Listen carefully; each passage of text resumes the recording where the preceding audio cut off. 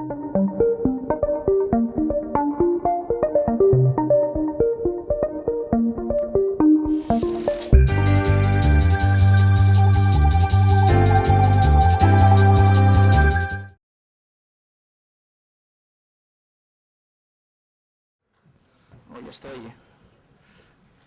estoy de chico para todo.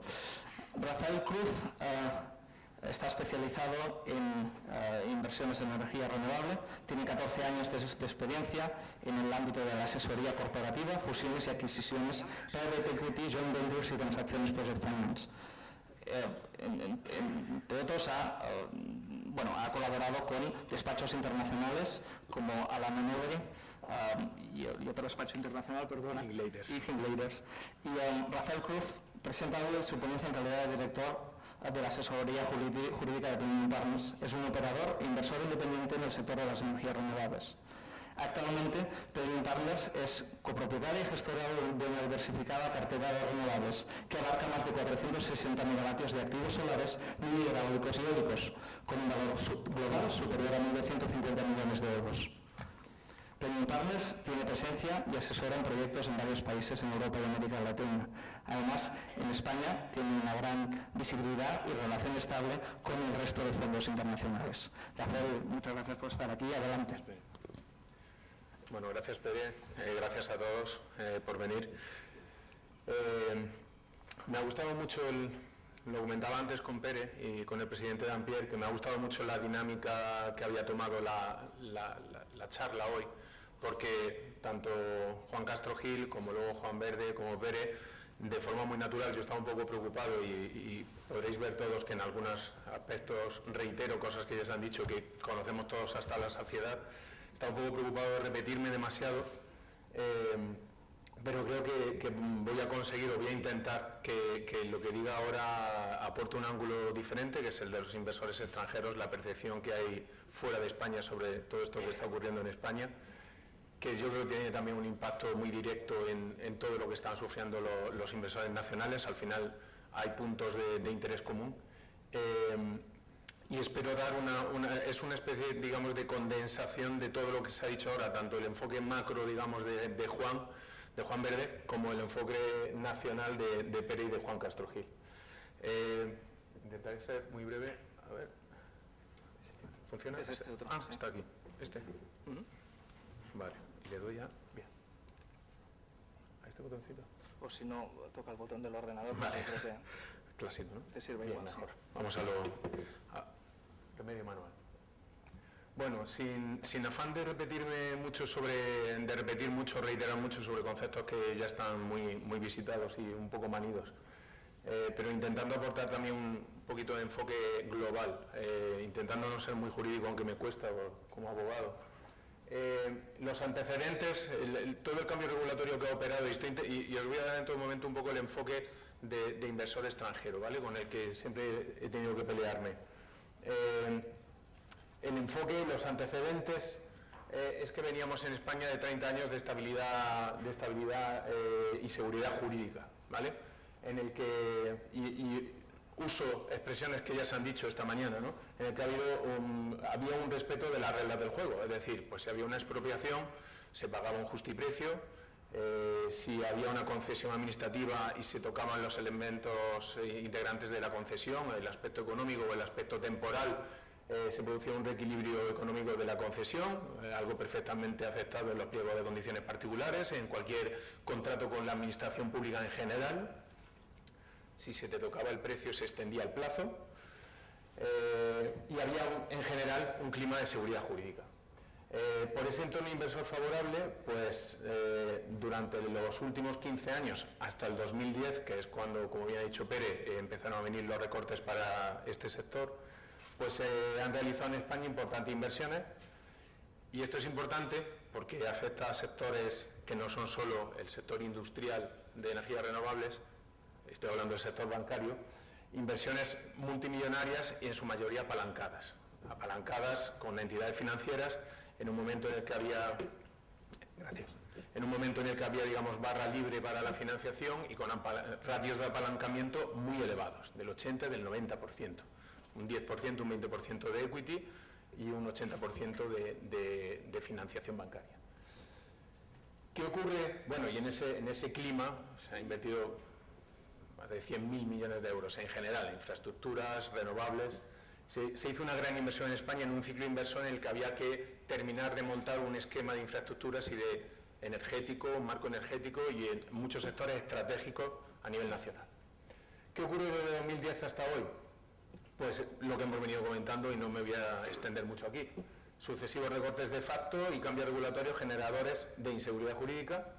Ejemplos, los que acaba de citar Pere en perfecto orden cronológico, pues la limitación del número de horas de producción, la extensión del plazo, primero el recorte de la tarifa, a partir de los 25 no hay tarifa, luego la extensión a 30 años, con una revisión de la prima, la cancelación de la tarifa para nuevos proyectos, el impuesto del 7% sobre la producción eléctrica y la cancelación de la tarifa para las instalaciones modificadas, que también es un tema que no se ha tocado aquí, pero sabéis que ha generado una gran inseguridad que pasaba si sustituía paneles. Es irónico, y revisitaré el concepto un poco más adelante, es irónico que sustituir unos paneles que, como había dicho Juan Verde, la evolución tecnológica en los paneles ha sido brutal en los últimos 25 años, pues que se sancione sustituir un panel de hace 10 años por un panel más eficiente de ahora, y que te puedan por eso revisar la prima y que eso haya generado inseguridad en el sector y que no supieras si podías cambiar paneles o no, si te iban a revisar la prima. ¿Y esto a qué nos ha conducido? Pues son, dicho muy en genérico, pero sin miedo a equivocarme o a equivocarnos, ya se ha perdido entre el 15 y el 20% de lo invertido en ese, y estoy hablando de equity, ¿vale?, de capital invertido. La situación actual y hacia dónde vamos. Pues el nuevo régimen, el Real Decreto 9 de 2013, deroga definitivamente el régimen primado para pasar a tarifa, a mercado, más la llamada remuneración específica. El nuevo Real Decreto está lleno de conceptos jurídicos vagos que se han utilizado por primera vez en un entorno regulatorio en derecho español, y estoy hablando de... y que aparecen 10 o 12 veces en cada página en la exposición de motivos y demás. Conceptos como rentabilidad razonable, inversor eficiente, diligente empresario, conceptos traídos del derecho de ayudas públicas comunitario, el de inversor eficiente, son conceptos traídos del derecho comunitario, pero que nunca se había utilizado en España, que creo que ningún jurista sería capaz de definir en sus justos términos. Tampoco creo que ningún empresario, ¿no? Son conceptos jurídicamente indefinidos.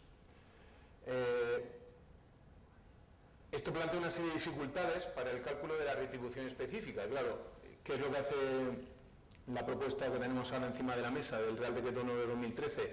Pues habla de una serie de baremos, como son la cuantificación de los ingresos estándar, la cuantificación de los costes estándar de explotación y el valor estándar de la inversión inicial, para justificar lo que se entiende que es una rentabilidad razonable, que, como sabéis, después de una serie de fórmulas, cálculo conforme a no sé cuántos 300 puntos básicos del bono a 10 años, etcétera, llegamos a un 7,5%, que parece ser que es como la panacea o el mantra que hay ahora, que con un 7,5% se entiende que es una rentabilidad razonable de los proyectos.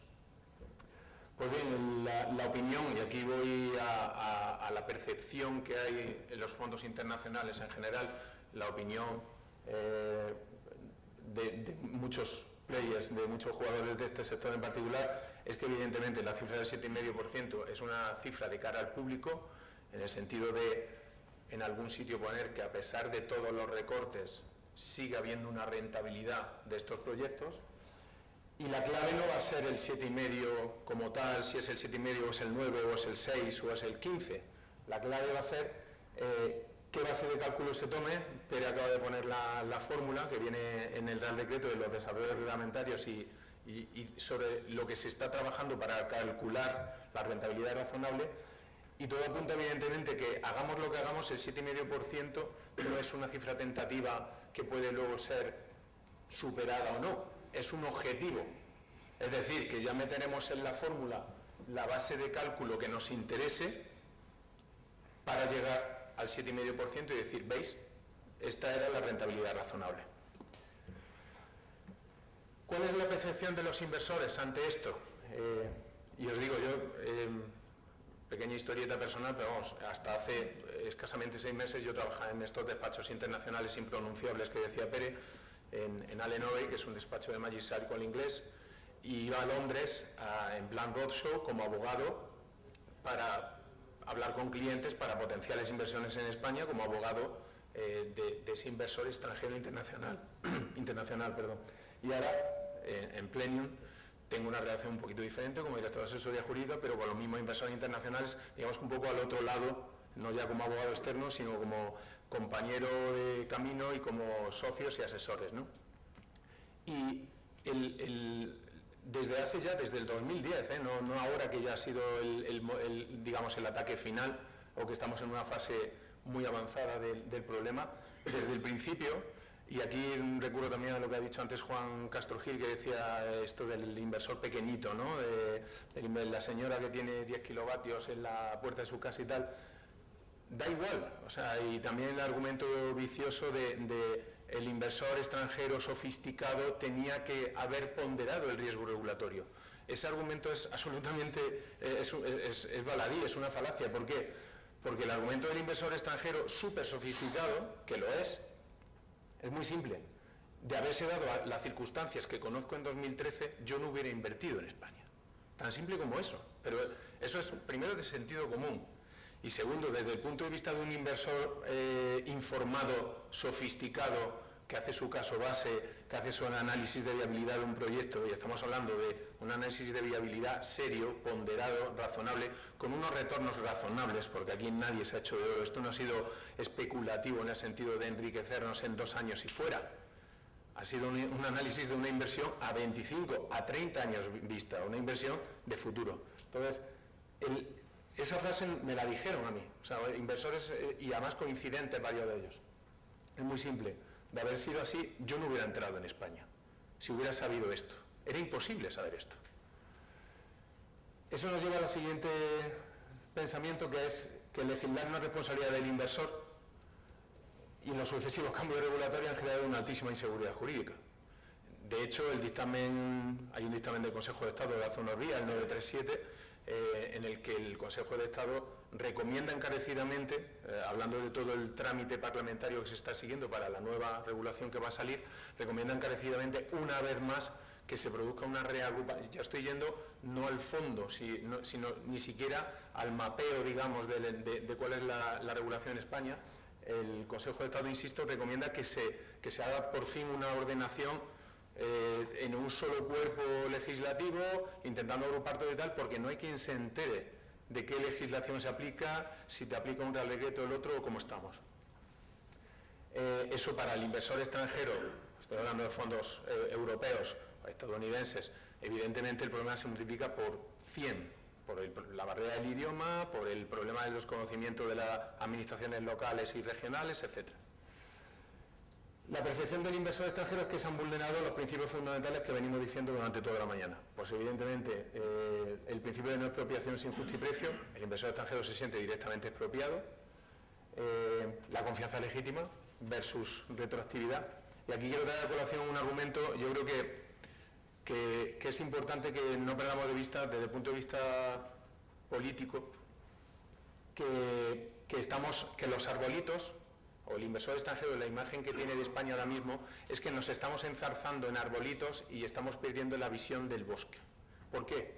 Porque, por ejemplo, el argumento es aburrido hasta para los abogados, o sea, el argumento de la retroactividad propia y la retroactividad relativa, y las menciones que hemos hecho muy interesantes sobre el Tribunal Supremo, que ha dicho que las normas no están fijadas en piedra y que evidentemente las normas a futuro pueden cambiarse y que no puede esperarse un marco regulatorio estable durante décadas, etc.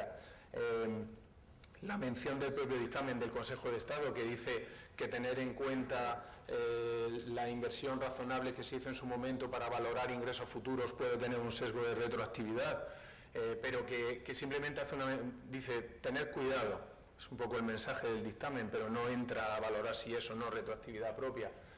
Todo eso, la pregunta es, ¿importa?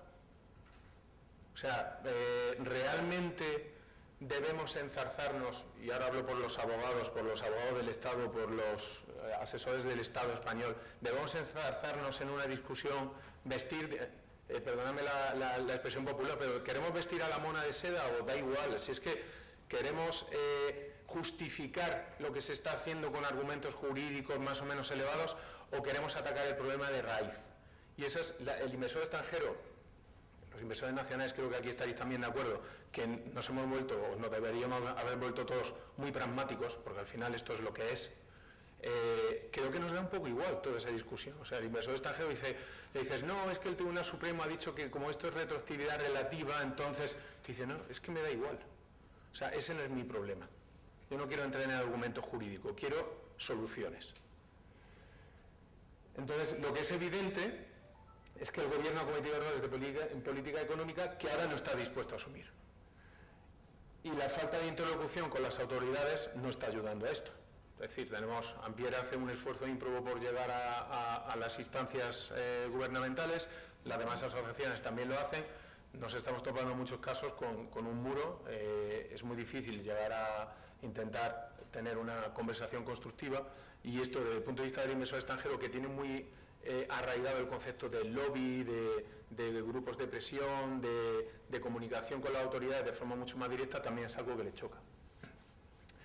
Y un último punto que quería hacer en ese sentido es que les llama mucho la atención fuera de España la falta de alineación de los jugadores del sector. O sea, esa imagen un poco de lucha cainita que está habiendo, no me refiero ya a las utilities por un lado y las renovables por otro, sino en general pues parece que todo el mundo tiene culpa y nadie, su propio sector, tiene la culpa de lo que han hecho los demás, y parece que en cuanto podemos tirar un balón fuera lo tiramos.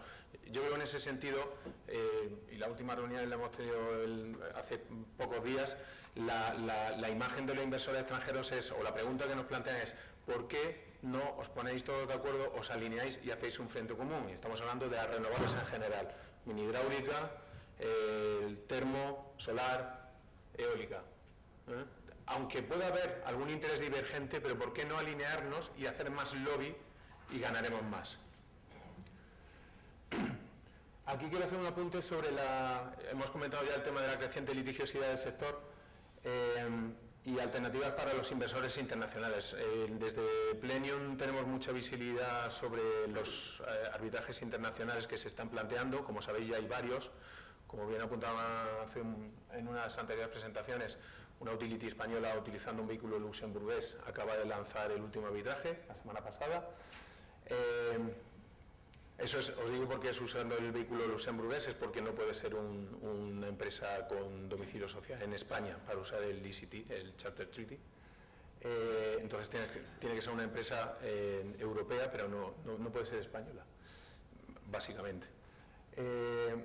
Los recursos nacionales hasta ahora creen los inversores extranjeros que cumplen una función importante de presión, de lobby y demás, pero no los perciben como un instrumento eficiente, no les están viendo valor en el sentido, evidentemente no están teniendo mucho éxito por ahora, con lo cual, pues bueno, digamos que ahí están diciendo, vale, fenomenal, eso es maniobra de desgaste, nosotros lo haríamos desde España también, pero están prefiriendo ir al vehículo de arbitraje desde fuera de España, porque no tienen mucha fe tampoco en la aplicación de justicia en España, desde el punto de vista sobre todo también temporal, hay que decirlo. Entonces, la vía de reclamación que se está usando más, que habéis visto ya en prensa en varias ocasiones, este European Charter Treaty, que es la carta de energía que suscribieron varios estados, entre ellos España, que tiene una serie de ventajas, ¿no? Es un procedimiento, te permite seguir un procedimiento reglado y muy seguro, te puedes acoger a diferentes tribunales de arbitraje o sistemas de arbitraje, la convención ICSID o un CITRAL, que es el que se está usando hasta ahora, las que han salido han sido un CITRAL, donde vas con un tribunal arbitral con árbitros internacionales, un presidente y luego dos árbitros que designan cada una de las partes. Es una composición normal, digamos.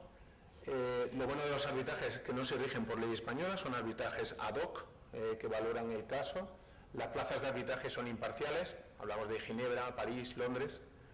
Y la ironía, solo un apunte, es que este tratado estaba previsto para inversiones de los estados suscriptores en entornos geopolíticos que plantearan inseguridad jurídica. No voy a decir países, ni voy a decir casos recientes, pero podéis imaginar qué tipo de operaciones eran las que cubría, ¿vale? Hablamos de la República de Kirguistán, lo que queráis, y Kirguistán al final, ¿vale?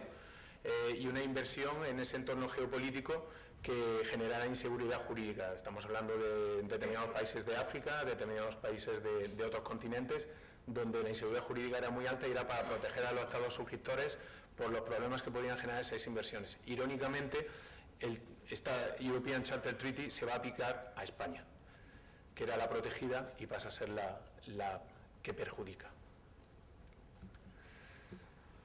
Consecuencias y conclusiones de lo que os acabo de comentar desde el punto de vista de inversores extranjeros. Pues la impresión es que cuando se ha cubierto un ciclo de necesidades de inversión en sectores estratégicos en España, que se ha incentivado desde el gobierno de turno la inversión en España multimillonaria, pues después de tener cubiertas las necesidades de inversión, sector energético, el mix, sector energético, la producción energética necesaria, igual para infraestructuras, para cualquier otro sector estratégico, pues han cambiado las reglas del juego.